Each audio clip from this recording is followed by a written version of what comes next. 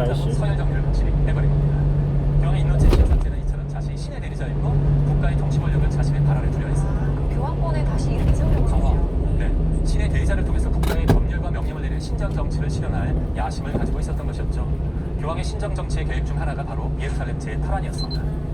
게다가 1193년 살라딘이 죽은 이후에 이슬람 세력 역시 분열을 다시 갈라졌기 때문에 뛰어난 지도자가 사라지자 교황은 이때가 적기라고 생각했습니다.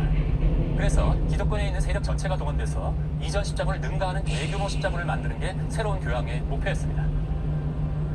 근데 교수님, 전쟁을 일단 또 하려면 이게 뭐 교황의 힘만으로는 버겁잖아요. 뭐 왕들도 도와줘야 되고 군대도 있어야 되고 할 텐데 네. 뭐 어떻게 어떤 방법을 했나 이 교황? 여러분들이 왕이라면 그렇게 이번에 교황이 부른다고 또 네 번째인데 또 그렇게 기꺼이 나설 수 있었을까요? 아니죠. 또 조건을 내걸었겠죠? 조건이 있어도 직접 나서기는 힘들 것 같습니다. 맞습니다. 교황의 명령에 왕들은 내표하지 않았습니다. 그동안의 경험상 십자군에 들어가는 돈이 어마어마했던 것이었죠. 결국 예루살렘을 통치했던 마지막 왕의 동생과 함께 프랑스의 일부 영주들만이 예루살렘 재탄환 임무를 완수하기 위해서 나섰습니다. 그런데 전쟁은 시작부터 문제점을 드러냈습니다. 첫 번째 문제는 바로 원정의 첫 목적지가 예루살렘이 아니라 이집트였다는 사실입니다.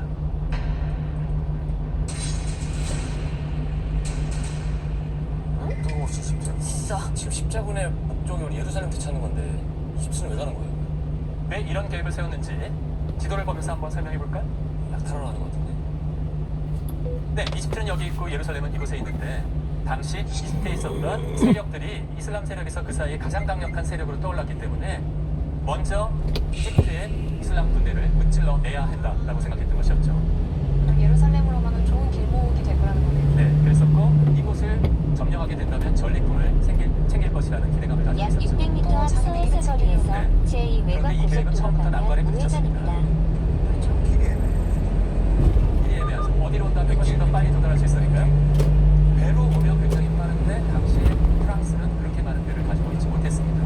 이동시킬 만한 배가 없었기 때문에 십자군들은 누구에게 도움을 청해야 했을까요? 해군력이 아주 강한 배는 뭐지요? 이탈리아. 바로 여러분들이 예상하신 것과 같은 베네치아였던 약 것입니다. 300m 앞 서해서 거리에서 제2 외곽 고속도로 방면 우회전입니다. 당시 베네치아는 아시아와의 무역으로 휘초나 보석을 수입해서 유럽에 판매하는 나라였어요. 천막을 만드는 노하우가 이기 차세우민 도래기도 뺑가불고 본네트도 뺑가부는 디우다 주차하면 안 되는데야. 근데 교수님, 베네치아가 그냥 갑자기 그냥 순전히 도와주겠다고 나선 거예요, 자기네들이? 장사꾼들이 그럴 리가 없겠죠. 뭔가 또 네, 약 뭔가 문고리가 600m 있는데 이때 베네치아의 최고 지도자 에니코 단돌로라는 인물이 한가지 제안을 했습니다. 오라바 1km 앞 50km 신호 위반 과속 단속 구간이오다. 왕실 수입의 8만 5천 헬마르크를 지원하고 전리품을 동일하게 나눌 것을 요구했습니다. 5대5로. 네, 5대5. 만약 여러분이 십자군이었다면 이 제안을 거절할 수 있었을까요? 근데 당장 급하니까. 당장 돈이 급하잖아요. 맞습니다. 그건 나중에 생각합니다. 네, 한 시간 급한 십자군은 역시 이 제안을 거절하지 않고 그대로 받아들였습니다. 그런데 배를 통해 이집트로 떠나게 한 그 계획에 또 문제가 생겼습니다. 본래 3만 3천 명 정도 모병할 계획이었는데 추락 날짜에 모인 십자군을 세어보니까 3분의 1밖에 되지 않은 1만 명만 모이게 된 것입니다. 이 숫자를 가지고 십자군이 약속했던 베네치아에게 약속했던 돈을 지불할 수는 없었죠. 그러면 베네치아가 이 상태에서 배를 그냥 내주면 손해보는 장사 아닐까요? 그렇죠. 베네치아는 십자군을 날아다 줄 배를 만들기 위해서 상업 활동까지 중단하고 나라의 온 힘을 쏟아서 배를 만들고 있었거든요. 베네치아로서는 손해가 이만저만이 아니게 된 것이었죠. 어떻게 해야 되나요? 베네치아인들이 불만이 극에 도달했을 때 에니코 단돌로는 십자군에게 빚을 갚을 수 있는 해결책을 제시했습니다. 당시 헝가리의 지배를 받는 자라라고 하는 이 도시가 있는데 지금의 크로아티아의 자다르라고 하는 항구 도시입니다. 자라는 베네치아와 번번이 부딪히면서 이 지중해의 무역권을 가지고 다투고 있었는데요. 베네치아에게는 눈에 가시와 같은 존재였습니다. 그런데 에니코 단돌로는 자라를 굴복시키는 전쟁을 십자군이 도와준다면 채무 기간을 연장해 주겠다라고 제안해 온 것이었습니다. 이 자라라고 하는 도시는 헝가리에 속해 있는 도시였고요. 그렇기 때문에 같은 기독교를 믿고 있는 땅이어서 이곳을 쳐들어가는 데는 꺼리낌을 가지고 있었던 것입니다. 같은 편이니까. 네, 이때 여러분이 십자군이라면 어떤 결정을 내렸을 것 같으세요? 베네치아를 치죠. 저라면 아무리 봐도 지원 씨가 계셨으면 십자군의 모습은 완전히 달라졌을 텐데 당시에 4차 십자군에는 그렇게 뛰어난 지도자는 없었던 것 같습니다. 근데 이 십자군 원정이 이미 본래의 목적에서 많이 변질됐잖아요. 네. 그러니까 사리 사욕을 위해서라면 자라를 침공했을 것 같아요. 네, 맞습니다. 해석 씨 말씀대로 십자군 놀랍게도 베네치아의 제안을 받아들였습니다. 빚을 빚을 갚지 않으면 십자군은 이집트는커녕 바다에 한 발짝도 내디지 못한 상황 속에서 되돌아가야 될 텐데 전쟁에 나갈 배는 없지. 배를 타려면 빚은 갚아야지. 병사들은 불만을 가지고 있지. 결국 기독교 국가를 침공할 수밖에 없게 된 것이었습니다. 헛설시 땅 60km 신호 위반 과속 단속 구간이오다. 십자군의 모습이 어떻게 보이세요? 아니, 그 잘하서 성님 1km 앞 80km 구간 단속 시작하는 디우다. 오라방 1km 앞 80km 구간 단속 시작하는 디우다. 전쟁이 서로 평화협정을 맺도록 노력했지만 그들은 받아들이지 않았습니다. 결국 자라는 베네치아와 십자군의 공격에 일주일 만에 어쩔 수 없이 항복을 하면서도 이 십자군이란 것 자체에 치를 떨게 되는 일들이 벌어지게 되었던 것입니다. 십자군은 들어가서 성 안에 조금이라도 값어치 있는 물건들은 빼앗았고요. 가져갈 수 없는 것들은 다 파괴해버렸습니다. 그리고 빼앗은 것은 베네치아와 나눠 챙겼습니다. 그러면 그 빚을 갚으려고 그 같은 기독교인들을 친 거잖아요. 네.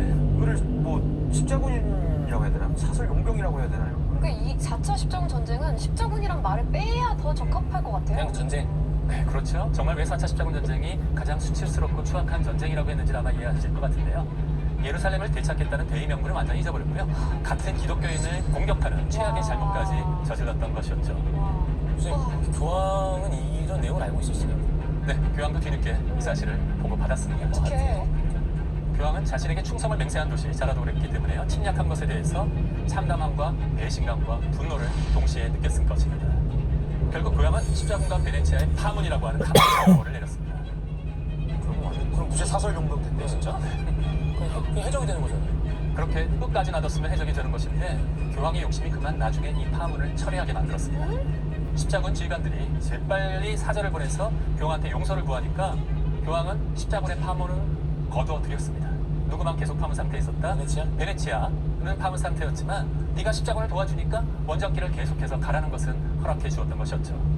교황 인노체시우스 3세 역시 정의와 올바름보다는 예루살렘 탈환에만 몰두해 있었던 것이었습니다. 이것만 해도 충분히 충격적일 텐데 이게 끝이 아닙니다. 그런데 이때 십자군은 또 하나의 제안을 받게 되는데 그 제안은 바로 또 다른 기독교 국가인 비잔티움 제국을 쳐달라는 요청이었습니다. 이거는 뭔 얘기예요? 뭐야? 이거 기독교인과 점점 기독교인의 상상 이상의 일이 전쟁이에요? 벌어지고 있죠.